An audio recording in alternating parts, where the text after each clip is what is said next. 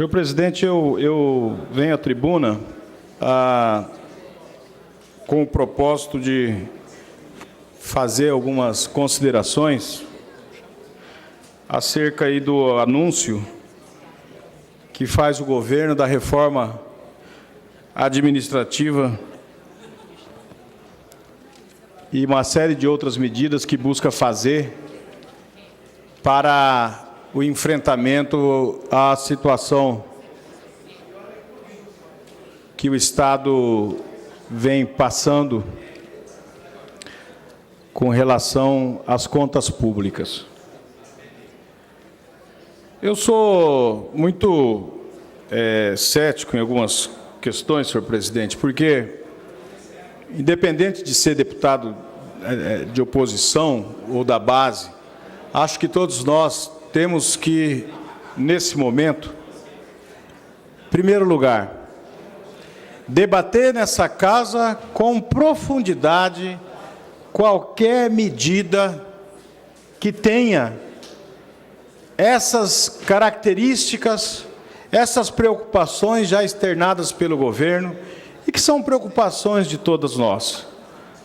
Não podemos admitir, por exemplo, votar medidas que tratam de uma reforma administrativa ampla que o governo busca fazer na casa. A matéria já deu entrada, já foi lida nesta manhã. Não podemos admitir votar em toque de caixa alterações, por exemplo, na concessão e na revisão de benefícios fiscais que são concedidos a empresas aqui no nosso Estado. E também não podemos votar a toque de caixa projetos que tratam, por exemplo, que mexem, por exemplo, na Previdência e nos direitos dos trabalhadores, dos servidores públicos do nosso Estado. Essa é a primeira questão.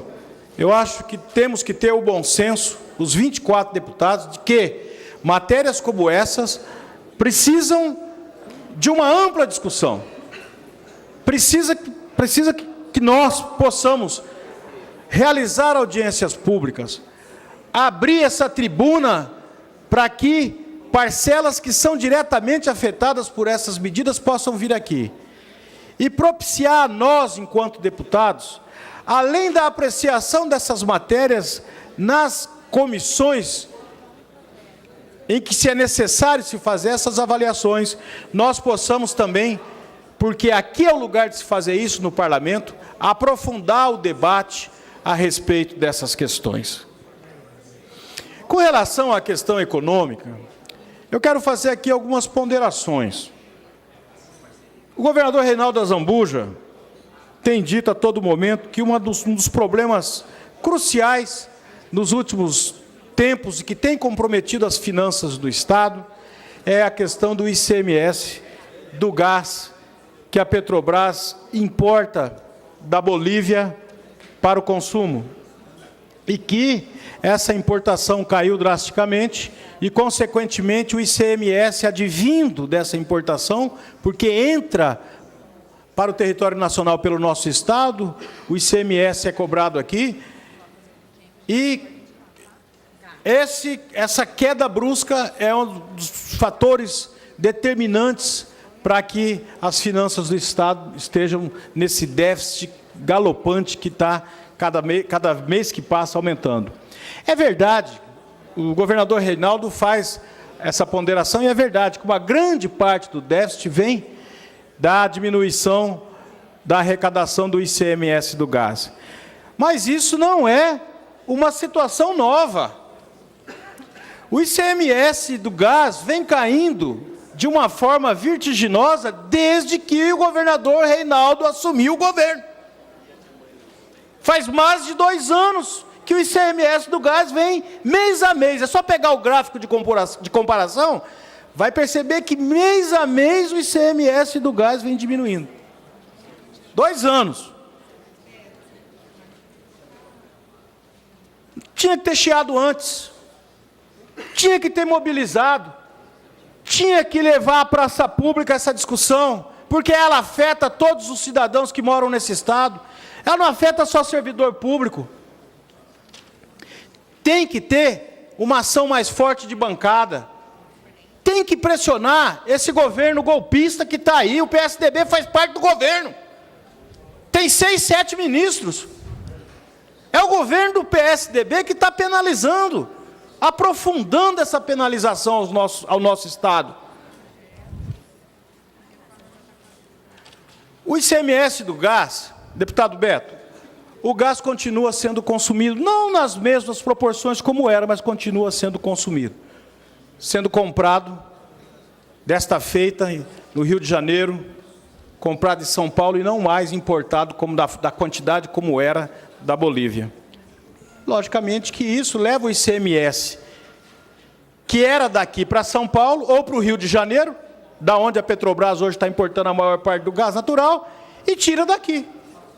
O Rio de Janeiro, que é um estado que está com problemas financeiros, que todo mundo sabe há muito tempo, a maioria dos estados brasileiros, só que esse valor não salva o estado do Rio de Janeiro, mas quebra Mato Grosso do Sul. E aí uma ação política, ela é premente, ela é necessária. Esses 2 anos, né, já é tempo mais do que suficiente para que se tivesse aprofundado essa discussão. Estão quebrando o nosso Estado, é verdade. Então tem que ter uma ação política com relação a isso, que eu acho que é tardia, mas tem que ser feita, deputado Beto. Só essa reforma do governo, Vossa Excelência sabe disso, é deputado da base e é um dos líderes aqui, o líder, deputado Rinaldo, Vossa Excelência é um dos componentes da base do governo, sabe disso. Só essa reforma não vai salvar as contas públicas do governo do Estado de Mato Grosso do Sul. E o custo é muito alto, porque os servidores públicos, por exemplo, não vão admitir esse aumento de alíquota a toque de caixa. E nós aqui temos que ser responsáveis em dar respaldo aos servidores para que a gente possa aprofundar essa discussão. Nós não estamos falando de qualquer coisa, nós estamos falando em aumentar de 11% para 14% a alíquota do servidor na Previdência. Os benefícios fiscais, quando vier para cá, o projeto tem que ser aprofundado o debate. Nós temos que ver quem que efetivamente cumpre as condicionantes para a concessão do benefício fiscal e quem que não cumpre. Concede você não parte, pode generalizar, já vou conceder, você não pode generalizar. Eu vou fazer uma revisão, eu vou tirar o benefício de todas as empresas, ou da empresa de porte A, B ou C, não pode ser dessa maneira.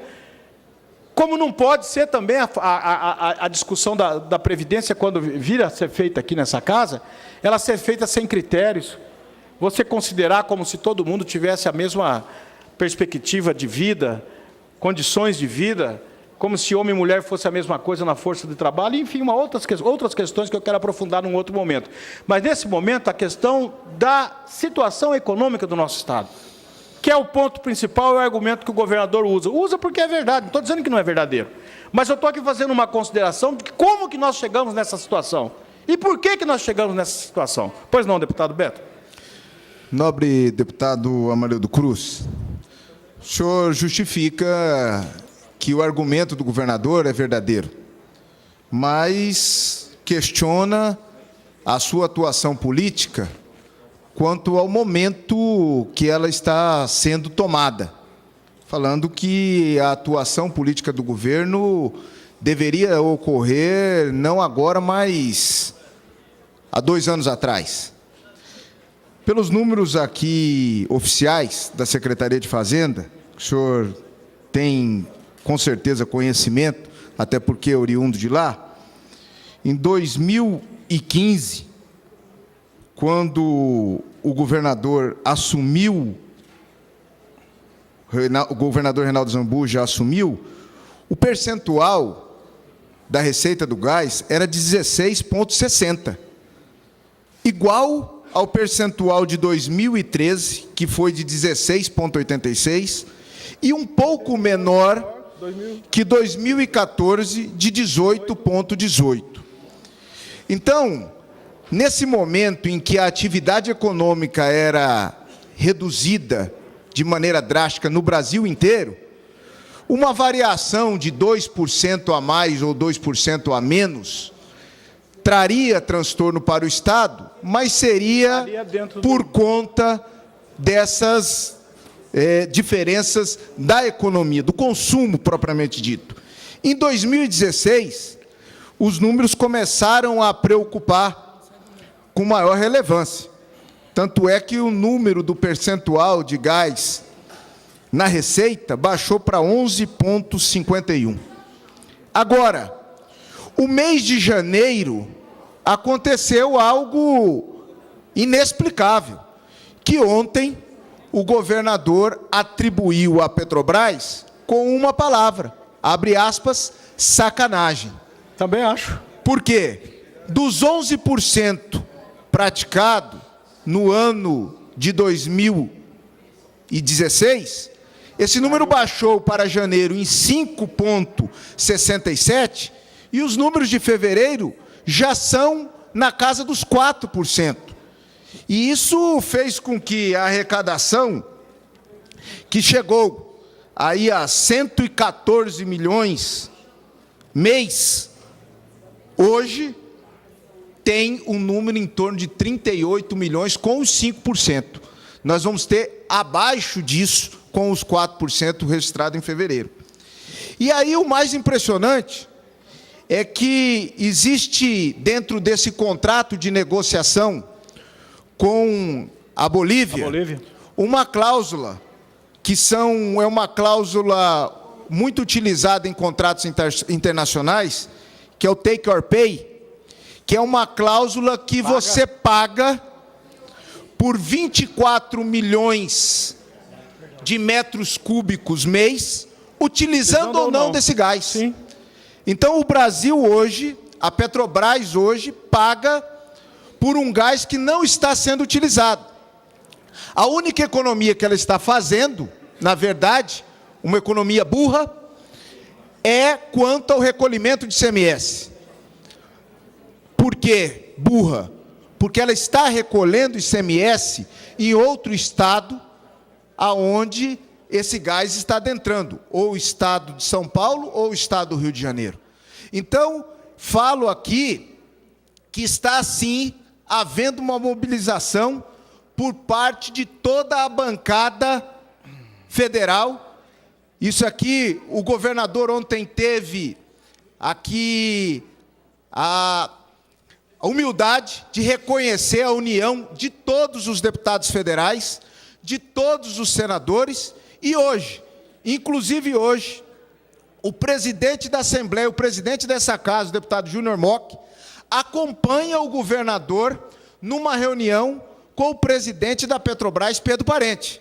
Então, não está havendo, por parte do governo do Estado, nenhum tipo de complacência, não está havendo, por parte do governo do Estado, nenhuma retardamento nas suas ações, não está havendo, por parte da bancada federal, também nenhuma passando despercebido sobre essa situação que agrava as finanças do Estado, e também, nessa casa, a participação como representante do presidente dela demonstra a preocupação de todos os 24 deputados e o Legislativo Estadual nessa importante causa.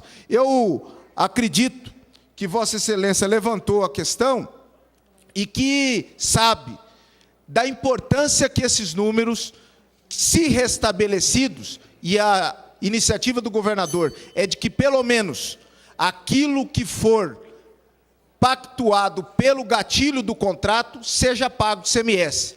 Assim, nós teríamos restabelecido um número perto de 58 a 60 milhões de reais aos cofres do Tesouro Estadual. Então, acho que é pertinente o pronunciamento de Vossa Excelência. Eu gostaria só de acrescentar que está havendo, sim, uma mobilização de toda a classe política em torno dessa questão importante para o Estado de Mato Grosso do Sul. Deputado Beto, eu acho que entre a fala de Vossa Excelência e a minha não tem muita diferença, a não ser aqui o que eu chamo a atenção da forma como se trata com essas adversidades. Na minha opinião, houve um retardamento. Eu acho que essas ações poderiam ter começado em outro momento, porque lá atrás já deu sinais. Os números mesmo que Vossa Excelência mostra são os números que todos nós temos.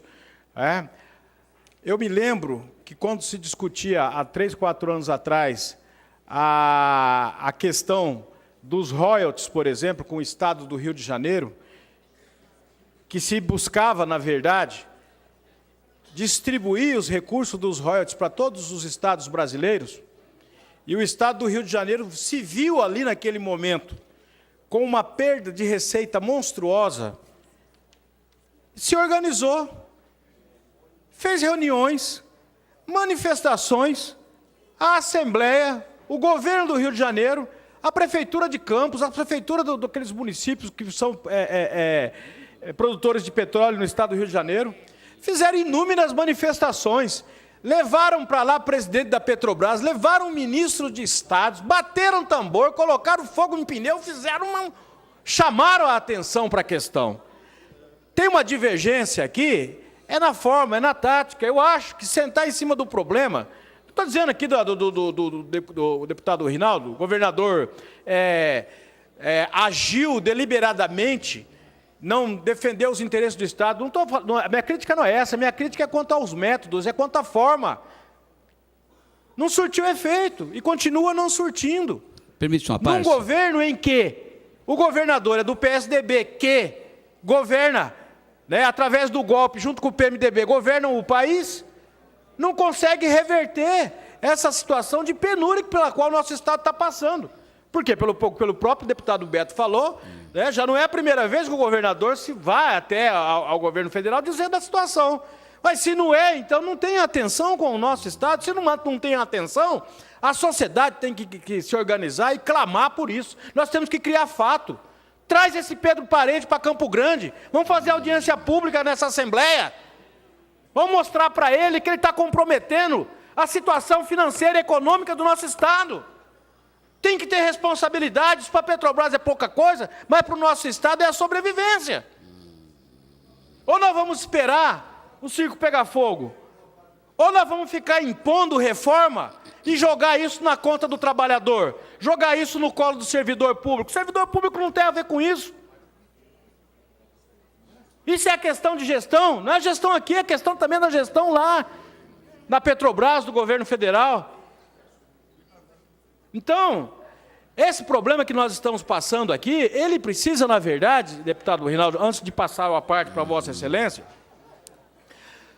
o governador Reinaldo faz um pacote, quer rever incentivos fiscais, aumentar a alíquota da Previdência, junção de secretarias, colocando 40 alunos nas salas de aula, por conta de economia, extinguindo 44 agências fazendárias no Estado por conta de economia, um custo muito alto, não é um custo político, é um custo social muito alto, que a sociedade não quer pagar, não deve pagar, e tem que discutir com profundidade sobre essas questões, porque ela é afetada direta e indiretamente por essas questões.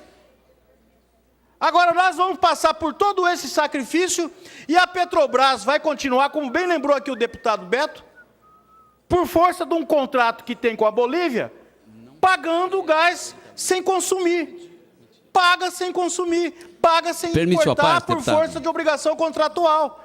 Então, nós estamos perdendo duas vezes, é a Petrobras, é o Brasil, as contas públicas da União, e aqui é o nosso Estado, que está sendo extremamente penalizado por conta desse problema de gestão, e que eu acho que nós temos que ter mais força e contundência para cobrar. A sociedade ainda não tem a dimensão dos malefícios dessa questão. Nós não podemos esperar chegar até ela. Nós temos que nos antecipar a esse debate, e aqui é o lugar de fazer isso. Aqui é o lugar, aqui é o parlamento, aqui é o lugar de nós fazermos essa discussão. Pois não, deputado? Eu agradeço, deputada Marildo, pela concessão de uma parte, e digo a Vossa Excelência que o impeachment é constitucional. Se é constitucional, então não houve golpe. Segundo ponto, não procede a questão de 40 alunos em sala de aula. Não procede. E eu estive pessoalmente ontem lá na Secretaria de Educação e tive com o governo, não procede. Terceiro ponto, deputado Amarildo Cruz, a quem eu tenho o maior respeito. Em relação a esse tema, que não redundando, mas é uma situação difícil mesmo. 2/3 praticamente de 2014 para cá, de forma vertiginosamente, perdemos com a possibilidade de ter menos de 5% do ICMS. Agora, dizer que o governo demorou, me perdoe a minha sinceridade, também não procede, porque ele teve várias vezes conversando, enfim, houve uma mudança recentemente, teve com Pedro Parente, esteve já com o presidente da República, e hoje, para que, não sei se Vossa Excelência sabe, o governador Reinaldo já está em Brasília, numa agenda com o ministro Eliseu Padilha, para discutir, porque esse assunto é extremamente preocupante e, como disse Vossa Excelência, prejudica de forma sobremaneira o nosso Estado. Como um todo. Como um todo. E quinto ponto, deputada Amarildo Cruz, não vai fechar, não vai acabar com a Genfa, muito pelo contrário, vai dar eficiência. Em nenhum município desse Estado, a pessoa, principalmente o pequeno produtor, e o nosso nobre deputado João Grandão fez parte ontem de uma reunião como líder da bancada do PT, junto conosco, e ouviu do próprio governador, nenhum pequeno produtor que talvez tenha dificuldade com a questão da informatização vai ficar desguarnecido. Nós acreditamos, deputada Amarildo, nesse momento atípico em que passa o nosso país, apesar de todas as dificuldades, nós ainda estamos bem fazendo um paralelo com os demais estados da federação, que tem estado aí que está parcelando o salário de aposentado em 9 vezes, como o Rio Grande do Sul. Agora, também não acredito que será votado em toque de caixa, como disse Vossa Excelência, porque nós temos que respeitar os servidores desse estado, e aqui vejo vários representantes. Amanhã, por exemplo, o Eduardo Rido estará aqui conosco para apresentar um projeto, para falar de algumas dificuldades, de algumas dúvidas em relação à PEC, do teto de gasto dos poderes e desta reforma administrativa. Agora, a questão que mexe efetivamente com o servidor, que é a questão da Previdência, não tenha dúvida que terá sim, e precisa, e os servidores têm o direito de conhecerem os números. O que nós temos que ter aqui é responsabilidade. Aqui não tem PT, não tem PSDB, PMDB, nenhum partido. Nós temos que ter aqui um partido chamado responsabilidade. Também sou servidor público, mas de qualquer forma quero agradecer a parte concedido por Vossa Excelência e dizer da admiração que tenho, porque Vossa Excelência sempre está em sintonia com as demandas sociais do nosso Estado. Muito obrigado. Obrigado, deputado. Professor Reinaldo, a recíproca é verdadeira nesse aspecto, mas eu não posso deixar de fazer as considerações, não vou deixar de defender o que eu acredito. Acho que teve tardiamente, já vou conceder para o senhor deputado, uma ação. Mas eu estou aqui debatendo a gravidade da situação econômica como um todo. E fico contente, está registrado nos anais da casa, deputado professor Reinaldo. O governo não vai impor voto a toque de caixa a essa casa. Que bom, o líder do governo acabou de contestar. Os servidores também. E acredito na palavra do líder do governo. Vai ter o debate necessário. O projeto de reforma da Previdência vai tramitar em tempo hábil para que haja um amplo debate nessa casa. Menos ruim. Essa presidência comunica a Vossa Excelência que se contribui que disporá de 3 minutos para a conclusão do seu pronunciamento, uma vez que o horário do grande expediente se encerra exatamente às 11 horas e, nesse lapso de tempo, não será permitido a parte. Eu poderia conceder uns minutos para o deputado Zé Teixeira, se quiser, mas, enfim. Eu quero terminar, então, senhor presidente, assegurando isso. Eu acho que essa vinda à tribuna aqui, de uma certa maneira, já trouxe bons frutos. Primeiro é esse, de ter a segurança de que o debate vai ser ampliado nessa casa. Que nós vamos ter tempo hábil para poder apreciarmos nas comissões de mérito, da maneira mais profunda, cada debate desse, para fazer as reuniões necessárias dessas comissões, chamando os segmentos interessados que estão sendo atingidos direto e indiretamente nessa reforma. Nós teremos tempo hábil, se for o caso, inclusive, para fazer audiências públicas para debater esses temas, deputado Cabalmi. Então, eu acho que é importante esse registro aqui, porque eu tenho certeza absoluta que, quanto mais nós nos aprofundarmos no debate dessas questões, mais nós vamos ter uma posição, principalmente os servidores. Não é para defender a sua posição e os seus interesses quanto servidor, é para defender os interesses do Estado. Eu quero aprofundar, por exemplo, o debate sobre essa questão das agências fazendárias, senhor presidente. Eu quero que o governo nos convença, por exemplo, qual que é a economia com o fechamento de 44 agências fazendárias. As agências fazendárias é o órgão arrecadador do Estado no município. Como que você vai economizar? Você está fechando o órgão arrecadador do Estado no município. Então, eu quero, inclusive, debater com mais profundidade e vou propor aqui uma audiência pública para trazer não só os servidores da Fazenda, para trazer não só os representantes dos contribuintes, mas para trazer os prefeitos também, para poder trazer outros que possam discutir essa questão com mais profundidade. Deputado Beto, a economia gerada com o fechamento de 44 agências, muito provavelmente não é economia. Eu acho que isso é mais marketing nesse aspecto do que economia concretamente. Acho mesmo, porque 44 agências fazendárias, a realidade dos órgãos arrecadadores nos municípios pequenos do nosso estado, principalmente, é de que os produtores, muitas vezes, não têm informação, eles não conseguem entrar na internet, não conseguem emitir uma nota, não conversam com essa tecnologia nova. E são produtores. É gente que arrecada, é gente que trabalha, é gente que precisa de nota, é gente que precisa de um documento de arrecadação. Isso é uma realidade da maioria dos municípios do nosso estado. Então, por que essa medida? Essa medida está sendo feita também, aí sim, a toque de caixa, porque não foi discutida na Secretaria de Fazenda com os servidores envolvidos a respeito da questão. Não foi discutido com os prefeitos e não foi discutido com os contribuintes. Esse é um exemplo. E a questão também da reforma escolar, o deputado Pedro Kempis já abordou a questão aqui. As informações que nós temos é de que nós temos salas de aula, sim, com entre 30 e 40 alunos, que foi feita a junção depois da publicação da resolução do início desse ano da Secretaria de Educação. Nós vamos nos aprofundar mais sobre essa questão, com certeza absoluta, senhor presidente, mas eu estou aqui inicialmente, fazendo esse debate para que nós possamos discutir essa questão com profundidade e ver que a situação econômica do nosso estado é ruim, mas tem uma série de fatores que influenciam nela. E não é o pequeno produtor e muito menos o servidor público que é responsável por ela. Então, vamos amplificar o debate para que a gente possa ajudar o estado a sair dessa situação, mas fazendo a conta cair no colo de quem realmente criou essa situação. Muito obrigado, senhor presidente.